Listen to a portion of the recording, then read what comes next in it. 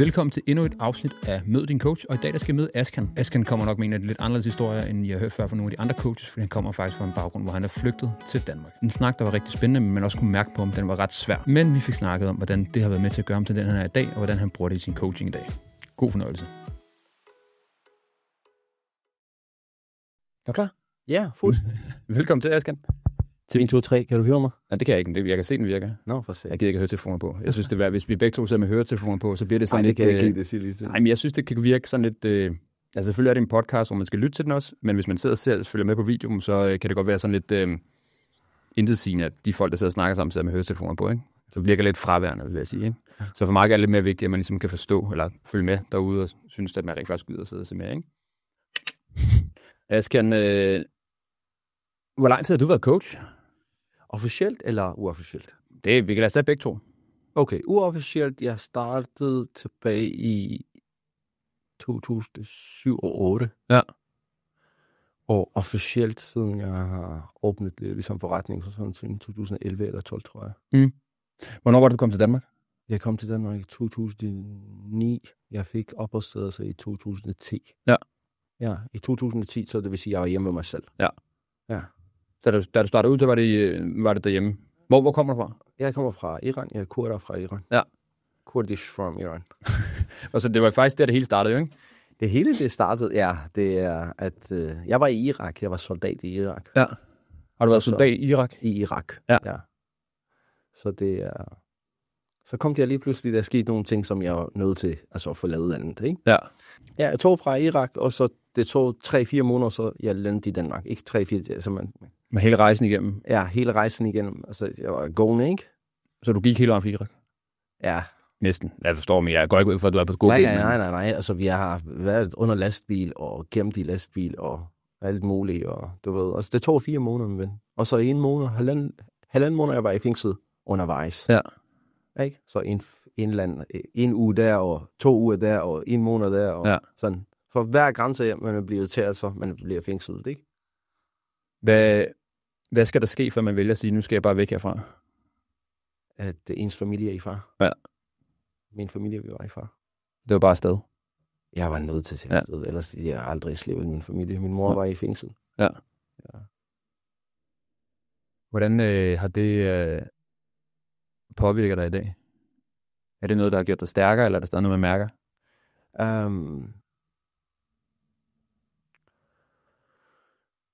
Skal jeg være helt ærlig? Det må du gerne, ja.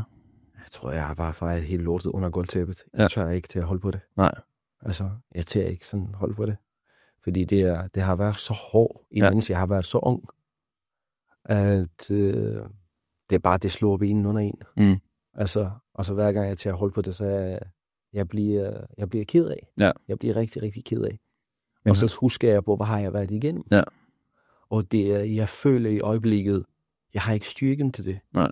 Fordi jeg har så meget arbejde, og jeg har familie, og jeg har mine børn, og jeg har... Jeg har også brug for det. Ja. Så det er... Jeg tror på et eller andet tidspunkt, jeg vil til at holde på det, når jeg har styrken til det. Men jeg føler, altså lige nu, min tallerken er fyldt op med så mange vigtige ting, som jeg ikke kan, du ved, altså bearbejde det her ting, der er sket endnu. Har det trukket nogle gode ting med sig så, i stedet for at snakke om noget, der med? Fuldstændig. Alt det har været, prøv lige at høre, alt det her smerte, jeg har været igennem, alt det her ting, altså, det har gjort mig til den person, jeg er i dag, der har givet mig succes. Altså, jeg har taget alt det negative, sorg, smerte, altså, vrede, alt det her ting, jeg har bare, altså, omdannet dem til positiv styrke, og jeg har bare brugt det til skabe noget godt, skabe mig selv, skabe en god fremtid til min familie, skabe et navn, og være en inspirerende person for min søn. Fordi den dag, han hører min historie, han skal vide, at han har a lot of job. Ja. Han skal komme i gang, han skal gøre det bedre end mig. Og det er jo det, han får det ved. Ja. Altså, jeg har gjort det bedre end min far. Ja. Og han kommer til at gøre det bedre end mig.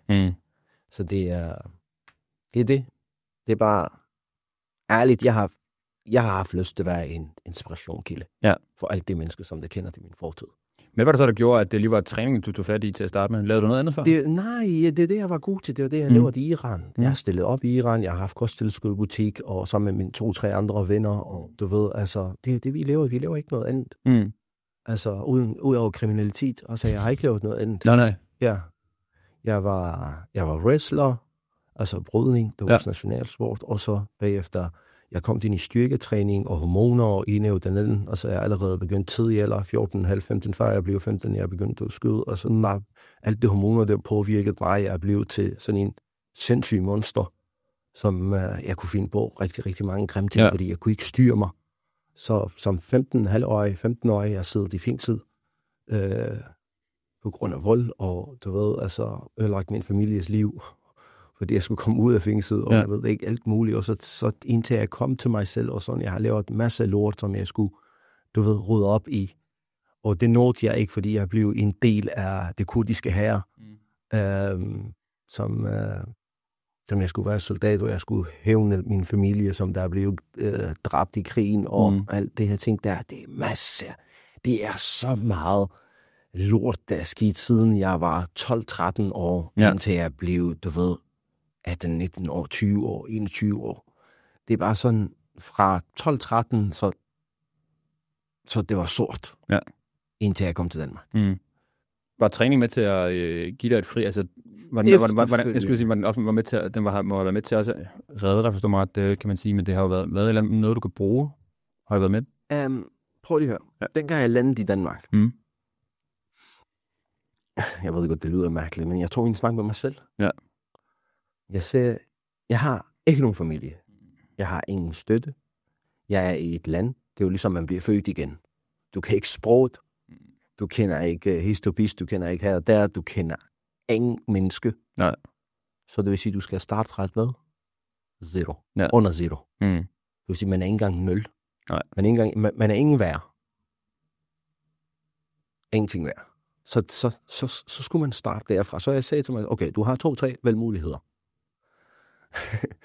Valgmulighed 1, at man skal være bums, og næste på systemet. Det synes jeg. Jeg skal være kriminel. Det er jeg rigtig, rigtig god til. Ja. Især med baggrund med professionel soldat. Så det er jo en rigtig, rigtig god valgmulighed. Men igen, jeg tænkte på, okay, så lander du i fængslet igen. Og sidste gang jeg så min mor, og så jeg gav hende hånd, og jeg kyssede hendes fødder. Jeg siger, jeg lover dig, jeg gjorde dig stolt en dag. Og det promise, jeg laver til min mor, det gjorde det sådan, at jeg siger, Ashkan, nu er det nok. Nu skal det ikke være flov mere på grund af dig. Og jeg er kun en dreng i familie, og jeg er den sidste barn. Altså jeg siger, jeg har ødelagt deres liv. Jeg har fucket hele min familie op. Jeg har lavet så mange mistakes, så mange fejl på. Så jeg siger, okay, hvad vil du gøre? For det første, jeg sagde til mig selv, Ashkan, hvis du vil have et plads i det her samfund, så skal du lære at kommunikere med folk. Så skal du lære at snakke dansk. Så det er det første, jeg tog fat. Nummer 2 ting, jeg tog fat, jeg fandt ud af, at hvad kan jeg lave consistency? Hvad kan jeg blive ved at blive rigtig, rigtig dygtig til? Så jeg tænkte på det første ting, jeg ville faktisk lande i Danmark. Jeg har fundet sådan en træningscenter inde i asylcenter. Det var sådan en rum med lille smule håndvægt og sådan noget. Det var ikke en træningscenter, det var sådan en fitnessrum. Så det første, jeg gik i gang med, jeg gik i gang med terapi. Jeg gik i gang med træning. Fordi det er jo det, jeg var god til. Det er jo det, jeg var rigtig, rigtig dygtig til. Så gik jeg i gang med træning, så jeg tænkte på, okay, jeg vil gerne være den bedste bodybuilder nogensinde. Hvornår var det her? Det var 2009. 2009, ja. Det var 25. februar 2009. Jeg husker alt. Det første, da jeg trænede i Danmark. Ja. Og undervejs fra det vil sige vores sted i Irak, som jeg var soldat, til Danmark, jeg var 394 kilo muskler og vand og lort på grund af alt det lort, jeg tog dengang. Det var ikke noget kvalitet på, men jeg er jo ikke tyk eller noget. Jeg har haft en fedtprocent på måske 10-12 stykker. Jeg landede i Danmark med 68 kilo. Ja, det er rigtigt at høre. 68 kilo. Og det, jeg landede der har anoreksi. Jeg har billeder. Og så er jeg begyndt, du ved, altså det var sådan en kantine inde i asylcenteret, som man kunne få god mad, rigtig meget mad, og rigtig, rigtig god mad. Så jeg spiste et måltid, og jeg tog 2 med mig ind på værste. Så det 3 måneder, jeg var der, jeg var tilbage på, du ved, 6-77 kilo. Så var du tilbage og du ved, det er det, jeg spiste, og jeg trænede, og jeg laver ikke noget andet, indtil de har rykket mig fra det Sandholm-leje til en almindelig asylcenter. Helt ned i Lars Synskede Marker i Jylland. Kom jeg så langt ud. Og så derfra, og så det var sådan, det startede indtil jeg fik min opholdstid, så nu skal vi gøre det en lille smule lidt kort, så de ikke keder sig, dem de siger det her podcast. Så jeg tænkte på, okay, med det samme, jeg tog fat i arbejde, jeg vaskede op, og jeg gjorde toiletter ren for forskellige pizzerier inde i byen.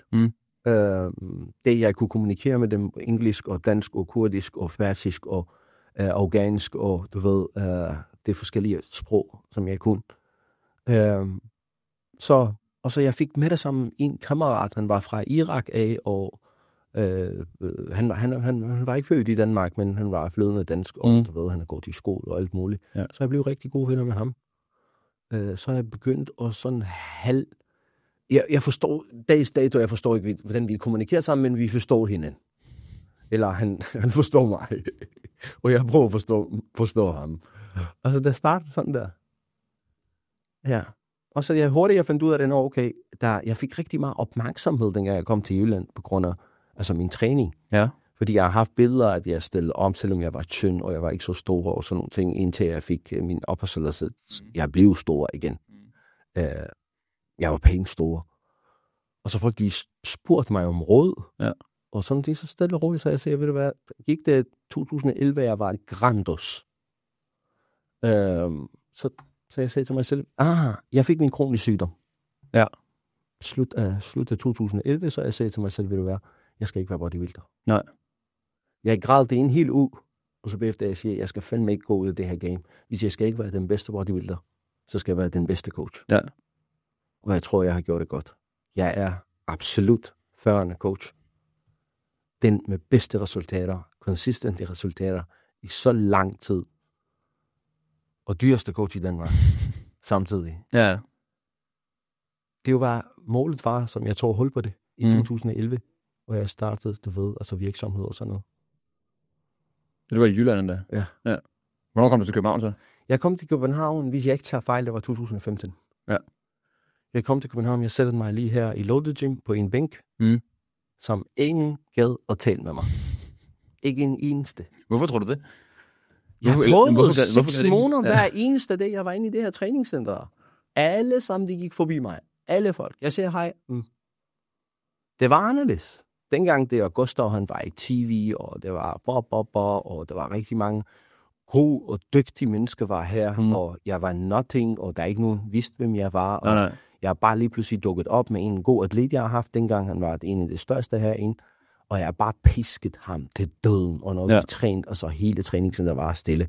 Fordi vi trænede rigtig, rigtig tungt, og jeg har bare banket ham under træning. Jeg har haft en støver med det støv, jeg slået ham. Træning, altså, han var døden nær hver gang, vi skulle træne. Var det også sådan, før du rejste til Danmark, er det så, man træner der? Ja, jeg banker mine træningsmarker og sådan nogle ting, med sådan en træningsbælt. Altså, det var sådan, det er så lærer man at træne til failure? Ja, 100%. Altså, du kan ikke, hvis sætter du den der væk, så har du blå øjne.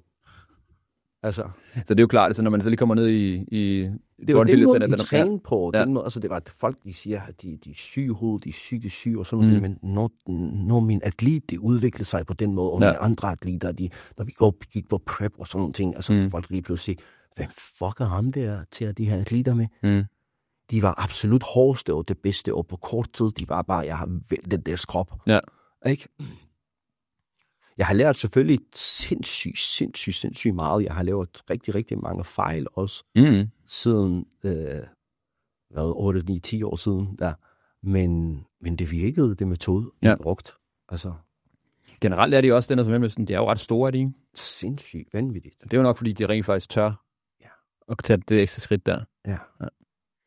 Altså, jeg har aldrig set en atlet i Danmark, som træner så tungt, som vi gjorde i Iran. Nej. Altså, jeg kan tydeligt godt huske, jeg har så en film af det. Jeg var 16 eller 17 år, hvis jeg ikke tager fejl. Jeg squattede 180 kilo for 8-9 gange. Det er en helt anden verden. Ja, altså, du skulle stige væk, og du skulle sætte dig fucking ned. Og du skulle tage fat i tør og tage fat i de store vægte. Altså, ja, det kan godt være, det er helt forkert, men det er jo den måde, der har fungeret, og den måde, Iran står på toppen af Olympia i dag. Ja. Uden visum. Hvis jeg har visum, så der er ikke det. Top 10 Olympia var iraner. Ja. Man hører godt, der er nogle flere, der ikke kan få lov til at komme ind og få lov til at... Altså Behruz, en ligesom Behruz, han kunne sagtens være top 3 Olympia. Han kunne sagtens, ingen problem, han kunne være top 5. Okay. Så, hvis du spoler frem til, eller tager frem til 213 igen, så går du bare og træner atleter dengang? Ja, jeg har trænet folk, og jeg har haft rigtig, rigtig mange atleter, som jeg træner. Jeg har haft 16 dengang, jeg kan godt huske det. Men selvfølgelig, jeg var sådan iraner. Jeg var den søde coach, som I viste forståelse over for alle, og nusset alle, trukket alle igennem det træninger klokken 6 om morgenen. Jeg hentede dem fra deres hjem, og jeg kørte dem op i en træningscenter for at lave deres cardio. Og det er sådan nogle vanvittige ting, jeg gjorde, som der var skadeligt for mine folk. Ja. Og det lige pludselig, de troede, de var noget. Ja. Så det blev hentet og kørt og sådan. Fordi jeg troede så meget på mit eget arbejde. Jeg tænker, hvis jeg skal lave resultater, så skal kraften nemlig lære dem, hvad disciplin er. Ikke? Ja.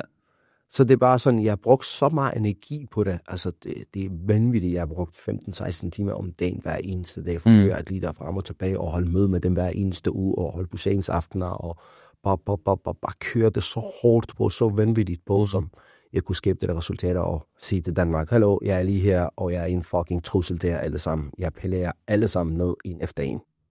Og det har jeg også gjort. Har det været for at bevise noget for dig selv, eller har det for ligesom at stå på mål? Eller?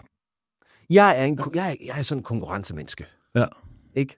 Og dengang jeg så niveauet i Danmark, at hvordan konkurrencerne var, og hvor dårlige folk var, med alt respekt, altså i forhold til udlandet. Ja. Altså vi snakker om bodybuilding i forhold til udlandet. Så jeg tænkte på, det er helt til grin.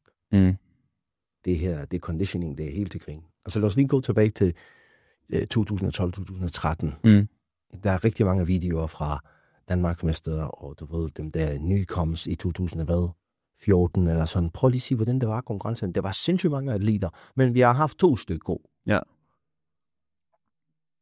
Vi har haft Peter Lerman, som han var tør, genetikken.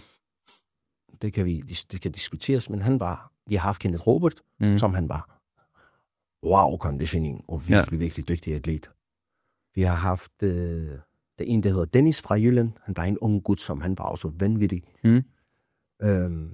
Det var ikke så mange vanvittige. Det var Kim. Der er en, der hedder Kim. Lad os lige sige, at vi har haft 10 i hele Danmark, som vi var gode. Ja. Men ikke noget, hvor man tænkte, det var noget, der skulle op og stå på de største scener? Nej, bestemt ikke. Der var ikke nogen af dem, der var tæt på, udover Kenneth Robert. Nej. Som han kunne fortsætte det karriere, og han kunne blive til noget, hvis han har haft en dygtig coach. Ja, det er klart. Ikke? Så det er udover ham, jeg kan ikke huske noget, som jeg siger, wow. Selvfølgelig Patrick Jensen, han var det også dengang. Ja, selvfølgelig. Patrick, han var altid, men jeg har ikke betragtet ham som dansker. Nej. Altså dengang. Nej. Det er godt, hvad han er. Så jeg det ikke, jeg snakker om, men det er jo det, jeg siger, okay, det genetik er ikke herfra. Nej, det kan man godt blive enig om i hvert fald. Ja. Betragter du dig selv som dansker nu, så? Det er ikke fordi, det er noget vigtigt spørgsmål, for det er ikke det, der definerer et menneske. Men nej. Hvor føler du dig mest hjemme? Nowhere. Nej. Nowhere. Nogle gange Danmark, det er en fantastisk sted, og jeg elsker det, og nu har jeg 2 danske børn. Ja. Halvdanske i hvert fald. Men ærligt, jeg har faktisk tænkt rigtig, rigtig meget over det her. Nej, det tror jeg ikke. Men hvor du helst... Ved du, hvorfor jeg føler mig ikke hjemme? Nej. Fordi hvis jeg lever det mindste, jeg bliver smidt ud. Altså, hvis jeg lever noget voldsomt. Ja. Så har du rent faktisk mulighed at blive sendt tilbage. Jeg bliver ikke sendt tilbage. Nej. Men det jeg har i hånden, det bliver taget fra mig. Ja. Så hvorfor jeg skal kalde det hjem? Ja. Så det er hjem. Hvor vil du så helst lade dine børn vokse op? Hvis du skulle vælge selv. Skulle det så være Danmark? Nej. Hvis jeg skulle vælge, så 100% jeg vil gerne, de skal vokse op i Spanien eller Dubai. Eller et eller andet sted end Danmark. Hvor, at, hvis man kan sige det sådan, mindsetet ikke er så ja, det er meget soft. Ja. Danmark er meget, meget sødt og meget soft. Og det fungerer ikke for det, jeg kommer fra. Altså, prøv lige at høre, du kan ikke sige til dine børn, at dine børn flytter. Går de siger, de er i skole, så lige pludselig kommunen kommer og siger, hvad har du sagt? Ja. Og så skal jeg sige, hvad fuck rager det dig? Det er jo mit eget kød og blod, det bestemmer jeg selv. Nu skal du høre, nu fjerner vi ham. Ja. What? Så hvis du ikke løber op til normerne i Danmark, så kommer der nogen efter dig? Nej, altså forstå mig ret. Altså, det er ikke det, for det er ikke fordi, jeg siger, jeg laver det jo igen. Jeg siger til min søn, flyt dig, eller jeg vil sige noget grimt til ham, eller nej. et eller andet. Men jeg kommer fra en hård opdragelse. Og det er derfor, jeg er den, som jeg er i dag. Ja. Fordi det har fået mig til, ved du hvad, kommunen hjælper dig ikke. Systemet hjælper dig ikke. Nej. Hvis du ikke kommer i gang, så dør du sult, motherfucker. Tag dig nu fucking sammen. Det er det, jeg kommer fra. Vil du gerne blive til noget, så luk røven og arbejde hårdt. Alt er hårdt. I dag har du ikke nogen penge. Kontanthjælp. Er du syg? Bliv hjemme. Ja. Ingen problem. Sygdagpenge. Ja. Har du mistet dit arbejde? A-kasse. Ja. Har du bom? Det er gratis. Det er det. Hvorfor skal man kæmpe? Ja, det kan jeg godt se. Det er fuldstændig korrekt. Jeg er helt enig med dig. Det er en grund til at kæmpe. Fordi hver gang der sker noget, systemet kommer, løfter dig. Middelmådighed er blevet det nye, ikke? Ja. Det er ligesom også, at alle skal have diagnoser hele tiden nu, ikke? Og så gemmer man sig bag det. Der bliver moderne at være ofre. Ja. Der er moderne at være ofre. At åbne en Instagram og sige, ved du hvad, jeg har et eller andet ADHD, eller jeg har skizofren, eller jeg har et eller andet, og jeg kommer lige at snakke højt om det, så skal jeg være publikum kommer og sige, det er synd for dig. What the fuck? Der er mange ting, som jeg forstår ikke, og jeg kommer heller ikke til at forstå det, og jeg vil heller ikke forstå det. Det er også fair nok, jo. Så skal man ikke spille sin tid på det. Nej, bestemt ikke. Det er jo ikke noget brok, men jeg synes, det er synd for Ashkan. Men jeg synes det heller ikke, jeg ser det som brok fra din side. Jeg ser det bare som, at man tager skeen i, eller man tager selv tyrene ved hornene, ikke? Ja, så det jeg vil bare sige, at lad os lige sige, jeg ved, hvor hårdt du arbejder. Du er en af dem, der som der kommer her ind sidst, og går sidst også. Kommer ind først, ja. Så okay. Jeg ved, hvad du mener. Ja, men det er også okay. Jeg forstår, hvor du vil hen med så det. Vi arbejder 15-16 timer om dagen for at skabe noget godt til vores familie og til vores fremtid. Hvorfor skal vi blive straffet, for de arbejder ekstra? Ja. Nå, men hvorfor? Gider du lige forklare det til mig? Hvorfor skal vi blive straffet? Hvorfor skal vi betale mere skat? Hvorfor skal vi betale mere Hvorfor skal vi blive gennemhugget for at ikke blive stærk? Men det er også det, hvis man tager fordi ham der, han har ikke. Nej. Og ham der, de har ikke, fordi de ønsker det ikke. De har ikke, fordi de gider ikke arbejde for det. De har ikke, fordi de er dumme. De har ikke, fordi de har ikke lært det. Mindsetet. De har ikke, fordi de har ikke fået dit par flade. Ikke deres forældre. Nej, det er ikke så meget. Jeg mener, af samfundet. Det er det samme. Der er helt med, man kan blive nøset igennem nu, ikke? Og men det, man også ser nu, det er jo, at de unge mennesker bliver mere og mere, altså, krænkelsesparate, hvis man kan sige det sådan. De bliver krænket af hvad som helst nu, ikke? Det er fordi før i tiden, jeg er sådan en person, jeg har aldrig nogensinde, og det kan jeg stå inden for, aldrig nogensinde smække en pige i røven i byen. Det har jeg aldrig kunne tolerere, det har aldrig nogensinde gjort. Men det ændrer ikke på, at man må knap nok bare lægge en hånd på skulderen nu af kvinder, uden at der skal være et samtykke. Ikke at vi skal ikke snakke om sådan noget voldtægt, men systemet bevæger sig hen i, at nu må du ikke engang lægge en hånd på en mand, så begynder de også at råbe højt, ikke? Altså, det begynder at trække sig en retning, hvor at folk gemmer sig bag alle ting, ikke? Generelt, det jeg mener, altså samfundet er lidt for blødt i forhold til vores unge mennesker. Det er i hvert fald nemt, det er i hvert fald nemt bare at give ansvar videre, Ja. og give det fra sig, i stedet for at man rent faktisk selv tager ansvar for sit eget liv. Præcis. Jeg synes, samfundet har taget for meget over i forhold til børn og unges opdragelser. Altså, jeg synes, samfundet, der ligger for meget stress på forældres skuldre i forhold til job, i forhold til husleje, i forhold til regninger, og en og den anden, som forældrene, de får ikke lov til at opdrage deres børn. De bliver nødt til at knokle arbejde for at betale regninger. Ja. Så de bliver nødt til 7:00 om morgenen, smide dem i vugstue, whatever. Indtil 16, 17, 16, i hvert fald 17, der er mange, jeg ved, det henter deres børn. Ja. 17, hurtigt, gå i bad, kom ud, stress, spis din aftensmad, bliver kastet i seng til dagen efter. Weekenderne, så skal man gøre en af den anden og tredje. Far er ikke hjem, eller mor er ikke hjem, de skal lave en eller anden form for overarbejde. Så skal de blive passet, og for hvornår er det tid til dem, undskyld? Ja. Jeg har dræbt mig selv i sidste 15 år. Ja. Kørt mig selv midt over. Jeg føler mig som en på 55-60 år gammel, hvis du spørger mig i dag. Det er kun fordi, det skulle ikke ske der. Og jeg sagde til mig selv, Asger, den dag jeg får børn, jeg siger til mig, far, og jeg er gået på pension. Altså så snart, altså lige nu, altså det jeg har læst mig frem til, og jeg har undersøgt, de siger fra 2 år, man skal begynde på opdragelser, og det skal være og så jeg har virkelig gjort mig parat til, at om 5 måneder, min søn, han er 2 år, og jeg skal være fuld opmærksom på, og jeg har ikke sendt ham til vugstue og sådan nogle ting endnu. Nej. Det kommer han ikke til. Han er gået hjem. Ja. Jeg siger til, vi har lavet nogle aftaler, jeg har gjort noget, som han skal være hjem. Ikke? Så det job, hans mor har, det gjorde det, mens han sover. Ja. Ikke? Så det er jo ligesom, jeg er ligeglad, hvornår hun arbejder, men hun skal ikke gøre det, mens han er vågen. Nej. Ikke? Så hun arbejder fra 7 til 10-11 om aftenen, og så hun arbejder igen fra 11 til 2, når hun sover. Hun når det der 7,5 timer, 8 timer på computeren, ikke? Og så om 5 måneder selv, jeg kommer ind i billedet 100% til styre det. Ja. Styre showet. Og så snart jeg er 40 år gammel, om 4 år, jeg er done med arbejdsmarkedet. Det gør du ikke mere? Nej, jeg er 100%. Jeg har planlagt det, min ven. Ja. Jeg har planlagt, så jeg har lagt også 20 år i. Som det er tilsvarende med 40 år. Ja, det bliver sjovt at se, hvordan samfundet tager den her. Jamen, jeg er ikke i Danmark. Nej, det tænker nok. Jeg er ikke her. Så det er jo sådan nogle ting, det er jo fuldstændig ligegyldigt, fordi jeg er ikke her til den tid.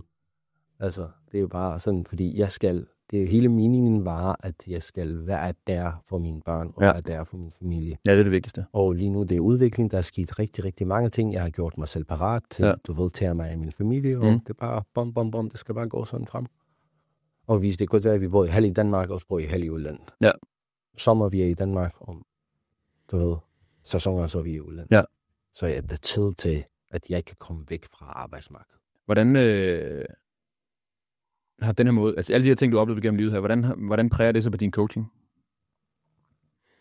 Jeg tror, det skal du spørge mine atleter. Ja. At jeg vil selv sige, at hvor fantastisk jeg håndterer dem og deres problemer. Fordi jeg er... Lad os snakke om coach og personlig træner.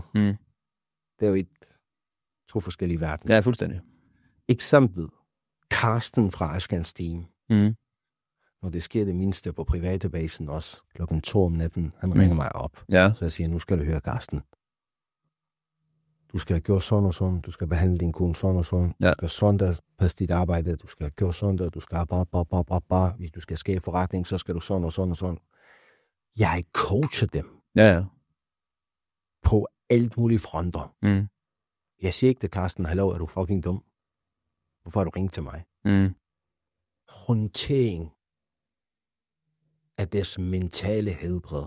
Hvorfor mine atleter altid de er 5 skridt foran de andre?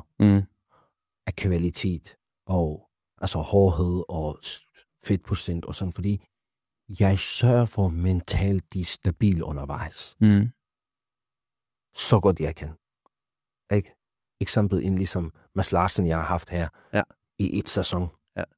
Altså det hele Danmark, der snakker om ham. Fordi jeg er kommet tæt på ham. Jeg er kommet under huden på ham. Vi er blevet rigtig, rigtig gode venner.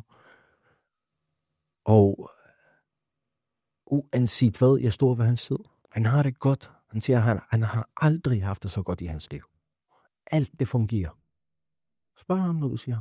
Men jeg kender det godt, for der er mange af dem, der, som jeg også kender fra før i tiden, sådan en som Lars P. for eksempel. Ja. Han har også altid kun snakket godt om dig i forhold til, på den måde, det har været, at det var det her med, at man går hjem og laver maden næsten hos folk, hvis det er, de står og hvis de brokker sig eller sådan noget. Det er, at du møder op hjemme hos dem, så der er... Jeg hjem til mig selv en uge. Ja. Jeg siger til ham, bor her. Ja. Bor her hjemme ved mig, jeg skal nok lige støtte dig. Klar det. Nogle gange jeg har taget folk, de ikke er kommet i vægt, eller sådan 14 dage før, jeg har taget dem hjem til mig selv.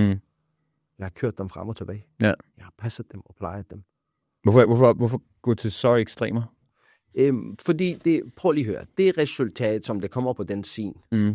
Nogle gange, jeg har været uheldig med nogle atleter, som det har været svagmindet, som jeg ikke kunne, igennem resultaterne, jeg ikke kunne vise Dit arbejde. Mit arbejde. Ja. At hvad jeg kan.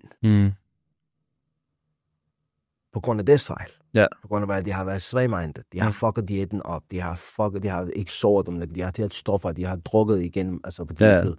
Og en af den anden, og lige pludselig 10 dage før konkurrencer, de har taget 5-6 kilo på, eller de har taget dumme beslutninger.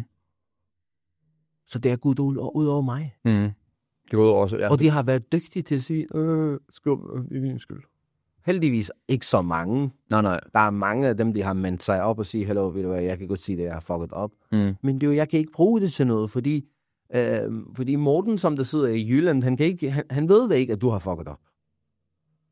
Så derfor, når jeg har haft nogle seriøst folk, som jeg har troet på, jeg har sagt, ved du hvad, nu smider jeg ikke kort, og så kan I kan fatte det, hvad bodybuilding er. Ikke? Så det får massen også. Han sover hjemme på mig i aften i konkurrence. Jeg tjekker ham og hele tiden, og hælder på, og trækker det tilbage, og kontrollerer, og musering gennem hele natten, og sidder og hygge snak. Jeg får ham til grin, og du ved. Ja, slap af. Altså, mindre stress. Slap af. Ja. Fordi mange, de forstår ikke, at hvor stort effekt har stress på deres form. Hvor stort dårlig effekt, negativ effekt, har stress, vrede, jeg ved det ikke, uro, har på deres, det anaboliske miljø, som kroppen det skal være i. Tror du, er det en af de største årsager til de andre, eller noget der, hvor du, er det en af de største årsager til, at du er stærkest på det område der? Jeg er stærkest, fordi jeg ved, at hvordan tingene det kan udvikle sig, det kan blive ødelagt på en aften. Ja. Mit hårde arbejde, det kan blive ødelagt på en aften eller to. På grund af dumme valg og... Ja. Nogle gange, jeg har taget en atlet, jeg kan også nævne ham, jeg har fængslet ham i min hjem. Ja. Christian Ryg. Ja. Du er der, og du ved det godt. I en hel uge, jeg har lukket, altså, jeg har åbnet døren, tog ham til træning, tilbage ind på værelset. Ja. Ind i min egen lejlighed. Som hans kæreste skulle besøge ham i en time, og så ud igen. Ja. Så er man, så skal man fandme også ville det.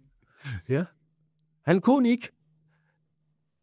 Hvis jeg lige pludselig, altså vi står i fantastisk form, han har gjort det der, at lige pludselig han er fucket op. Der var en aften, jeg sendte ham hjem dagen efter, han kom tilbage med 8 ekstra kilo. Ren væske, du bomber. Der er mange, der ved det her. Ja. Thomas Bosen og Thomas Bæk og alle sammen. Altså, dagen efter han kom til. Jeg siger, nej, hvad har du gjort? Hvor lang tid ude var det her for en konkurrence? 9 dage. Ja, okay, så den kunne reddes? Men prøv lige at høre. Når du lever sådan en fejl, jeg kan få ham i vægt, men formen, det kan ikke reddes. Nej. Det stabilitet kommer langt væk fra kroppen. Ja. Der er ikke nogen, der kan redde det. Altså, du bliver nødt til at presse kroppen så meget, gå ned i carbs og lave ekstra cardio, 2 gange træning, styrketræning om dagen, og 2 gange cardio. Altså, det er bare sådan, og det fucker formen. Der er bare en proces ind i kroppen, uanset hvor hårdt du arbejder, om du forbrænder 25.000 kalorier før 4-5 dage, kroppen giver ikke slip på første omgang af væsken. især for dem, der som de har velbefedt. Ja. Vi snakker ikke om Mads. Mads, jeg kan give ham 10.000 kalorier i dag, han kan tage 3 kilo på 3 dage, jeg kan få ham til at tabe det igen. Fordi han har ikke noget velbefedt på kroppen. Nej. Han har det kvalitetmasse, som vi har opnået det igennem 6 måneder, 7 måneders prep. Kørt ham så meget op og ned, til vi har trukket alt fedtet ud af ham. Men det er jo det direkte respektløs over for din coach. Ja, der har brugt så meget tid på det. Ja. Eller der atleter, der har været hos mig, de har fået det bedste resultater, lige pludselig, fordi jeg har været for god, de er stoppet hos mig. Og de har sagt det lige i mit fjes, at ved du hvad, du er alt for, du er impuls, du er for voldsomt. Jeg har haft en atlet, jeg tror velkomne med ude. Og stiller op og alt muligt. Jeg er betalt for alt, fordi jeg troede på velkomne. Efter konkurrencerne, som vi har fået rigtig mange medaljer, og som første sæson, velkomne har slået alle år, laver det bedste resultater, og rigtig, rigtig flot. Så siger jeg, vi bliver nødt til at stoppe. Jeg siger, hvorfor? Jeg kan ikke holde til det her. Det er for impuls, og jeg kan ikke tage imod alt det her. Nej. Jeg siger, okay. Skiftet en hel sæson med dårlige lorteplaceringer, og så lige nu vi skal tage det forfra. Så det kan have en positiv effekt, det kan også have en dårlig effekt. Det er den måde, jeg arbejder på. Har det ændret noget, den måde, du arbejder på? Jeg har prøvet at ændre det. Ja. Jeg har prøvet at ændre det. Jeg har prøvet at lukke varmevanden for folk, for at give dem en advarsel, og så det har også skræmt nogen fra teamet. Men jeg vil hellere have arbejdet med dem, som de giver liv og sjæl for det, fordi jeg har ikke så mange år tilbage, min ven. Nej. Jeg bliver nødt til at investere i venner for at vinde mere, i stedet for at investere i taber, for at gøre dem til en venner. Det er jo en umuligt arbejde, som jeg har gjort i rigtig, rigtig mange år. At jeg skulle lave om på det slags mentalitet. Men det er super hårdt. Det er et krig. Det krasser på mit sjæl. Så hårdt er det. Men det er fordi, det er både dit liv og dit arbejde er dit liv. Ja. Så når der er nogen, der er utaknemmelige over for dit arbejde, så er de også utaknemmelige over for dit, ikke for dit liv, men for det, du rent faktisk lægger hele dit hjerte i. Det er ikke slags kærlighed, jeg har givet til mine folk. Det er folk, som jeg virkelig jeg troede mange gange, at de fortjener det. Ja. Trods med, de har ikke engang fået det af deres forældre. Nej.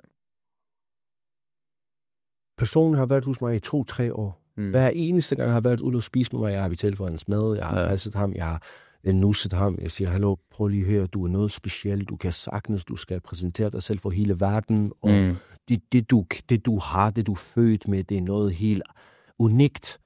Altså, men det har ikke virket. Jeg vidste ikke ellers, hvad skulle jeg have gjort. Jeg har selv gået til psykolog, gået til coaching, for at sige, okay, hvordan jeg kan løse det her problem. Hvordan jeg skal finde det her koden til den menneske. Ja. Og nogle gange virker ikke. Nej, det kan også godt være, at nogle gange så er det ikke for alle. Det er faktisk, det er godt sagt. Så du sagde, det var virkelig, virkelig godt. Nogle gange, det er ikke for alle. Nej. Og heller ikke den metode, måske. Men fordi det jeg tror også, hvis man bliver... Jeg er stadig. Ja. Jeg siger, okay, jeg får det til lykkes. Ja. Jeg er meget stadig. Altså, når det kommer til noget, jeg siger, ved du hvad, jeg får det til lykkes, så skal jeg få det til lykkes. Jeg giver ikke op, indtil jeg får den til lykkes. Med mindre også, jeg bliver skubbet ud. Ja. Den dag, jeg bliver skubbet ud, så det, jeg har ikke magten over det. Nej, det er klart. Ikke? Men jeg har ikke givet op til den sidste dag. Nej, det tror jeg sgu ikke, du har. Ja. Men så, hvis man skulle sige, hvor fanden er du så om 10 år? Om 10 år? Ja. Jeg ved godt, hvor jeg er om 5 år, men jeg ved ikke, hvor jeg er. Jeg ved ikke, hvor jeg er om 5 år, men jeg ved ikke, hvor jeg er om 10 år. Nej. Jeg er helt ærlig. Fordi sådan planlægger jeg ikke mit liv. Nej. Mit liv, det bliver planlagt, dengang jeg var 21, 22, jeg sagde, jeg er 25. Fra 25, jeg er planlagt til 30. Fra 30 jeg er planlagt til 35, fra 35 jeg har planlagt til 40. Ja. Jeg planlægger hver 5. år. Ja. Og jeg har det alt, hvad jeg skriver ned, sådan med dato, at hvad jeg gør, og hvad skal det nås, og hvad delmål er, og hvad helmål er. Ja. Og så lige nu, jeg har i hvert fald planlagt til 40 år, som som kræver, at du går på pension. Ja, som jeg går på pension. Og så er du ikke i Danmark på det tidspunkt? Nej, halvt. You never know, halvt i hvert fald. Jeg kommer ikke, du ved, altså give helt slip på det kæmpe store netværk. Det er familie, som jeg har selv valgt her i hjemme, fordi jeg er super taknemmelig for Danmark, super taknemmelig for systemet. Selvom der er mange ting, jeg er imod, men jeg er også mange ting, som jeg elsker ved Danmark. Og så det er lovgivning og sådan nogle ting, det kommer jeg ikke til fat. Jeg fatter ikke, at hvis du snyder 200 kroner i skat, det koster dig 2 års fængsel. Jeg forstår ikke, at en pædofil skal have 3 måneder for at ødelægge en andens liv. Nej. Det er mange ting, det er sådan, jeg sidder og tænker over. Jeg siger, der er ikke nogen bange. I udlandet, der hvor jeg kommer fra. Ja. Rører du et barn, de hænger dig dagen efter. Ja. Bom, bom. Så der er nogen, der frygter det. Ja.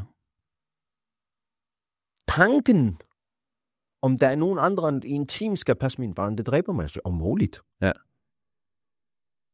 Jeg siger til min kone, jeg siger, det kommer aldrig til at ske. Om jeg går på toilet, jeg tager min søn med. Ja. Jeg tager min datter med. Fordi der er ikke nogen konsekvens. 3 måneder fængsel. Du får sådan en fødning på til start med. Det er fuldstændig ligegyldigt. Så kan du slappe af derhjemme. Imens du får en eller anden form for øvelse. Snyder du, lever du, hvad er det hedder? Skattesvindel. Skattesvindel, eller lad os lige sige, altså du er bagud med et eller andet. De henter dig derhjemme. Ja. Fik noget ved fodretten. Sociale bedrageri, eller et eller andet, de flækker dig. Skal jeg gå ordentligt? Hvordan jeg skal, hvor skal jeg putte det hen? Ja. Tror du, men det er jo nok fordi du kommer fra, altså det er ikke for at sige, du ikke har ret i de her ting her, men du kommer også fra en anden kultur, hvor man kan tillade at gøre tingene hårdere, fordi jeg er nok også den, der siger, hvis man har gjort al pædofili, al voldtægt, alle de der ting der, det skal bare straffes, men bare, om det er den ene eller anden vej, det skal bare cut, så er det bare slut, ikke? Ja, 100%. Det er jeg også med på. Ja. Det er fint. Og der er enig med dig, der er den danske lovgivning, der er de godt nok langt bagud, ikke? Ja. Når du har gjort noget, der er ulovligt, så skal du fandme også gøre. Prøv lige at høre, jeg håber for dig og Simone, sådan, en eller anden dag, I får en baby, og så forstår du der mere at være. Sådan, jeg forstår det ikke, indtil jeg fik min børn. Det er noget, som du har aldrig oplevet i dit liv. Altså den der følelse, eller... Det følelse, at du har din baby i hånden, det er noget, du kan ikke sammenligne med noget. Nej. Du kan ikke sige, at jeg forstår det. Nej. Jeg prøver at forestille mig. Det kan du ikke. Nej. Og så den dag, du forstår det. What? Der er nogen her. Der er brug for det nu, som det bare er. Ja.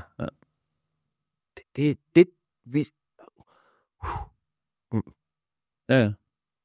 Det er svært at beskrive. Jeg forstår ikke, hvordan de mennesker, som de er blevet udsat for, jeg forstår ikke, hvordan deres forældre har ikke puttet den person ind i en hakkekodmaskine liggende. Ja. Jeg tror, der er rigtig meget frygt og bange og tvivl og i forhold til den måde tingene er på, det er også, jeg vil hellere, være i et andet sted. Ja. Som reglerne, de er væsentligt hårde. Men de beskytter os mere. Ja. Bare for at passe på vores familie. Det er okay med mig, at hvis det er nogen, der gør sådan noget, det bliver hængt, eller det bliver klippet. Fint at klippe det sådan her, fint. Ja. Jeg har det fint, men lad ham leve. Jo, man er direkte psykopat, hvis man finder på sådan noget. Ja, altså jeg er helt enig med dig, og der er vi i Danmark, eller i Vesten, for bløde i nogle værdier, fordi at det skal handle om menneskerettigheder og alle de der ting der. Når vi så i forvejen går ned og vælger at gøre alle mulige andre ting, ikke? Ja. Hvis jeg har altid det som et af de aller sidste spørgsmål her, det jeg kalder det Miss Universe-spørgsmålet. Okay. Hvis der er én ting, du kan lave om på her i verden, nu snakker vi, og det er krig og alle de ting, for det vil være oplagt at sige, jeg vil gerne lukke al krig, slukke al hungersnød. Men præg det, du har oplevet, og præg dine kompetencer og de ting her. Hvis du kan lave om på én ting her i den her verden, hvad skulle det være?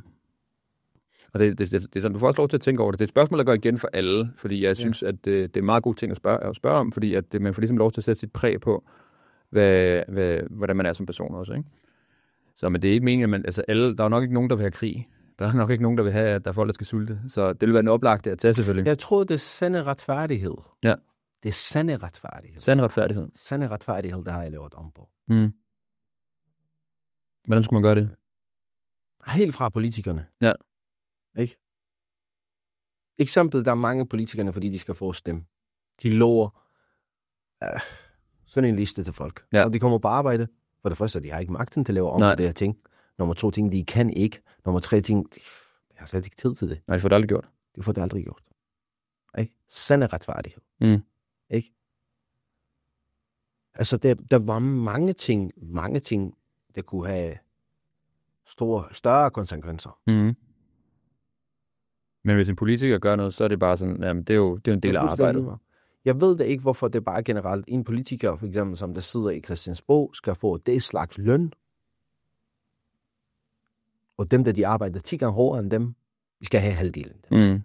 Og de går på pension med samme løn resten af deres liv. Ja. En ministerløn, jeg ved det ikke billedet. Altså, nu snakker vi bare generelt i hele verden og sådan. Det er jo ikke kommer fra, at de stjæler. De stjæler 200 gange mere end dem, der de får i Christiansborg. Jeg tror bare generelt, jeg har lavet om på sande retfærdighed. Ja. Hvad er retfærdigt? Jeg har lavet bare generelt systemerne. Jeg har rullet op i systemerne, de rådende politikere. Jeg har lavet om på, altså bare generelt, de mennesker, som har magten. Der er mange af dem, der udnytter det magt. Ja, eller overhovedet ikke udnytter, når bare sidder stille. Ja. Dem er der også på stykker af.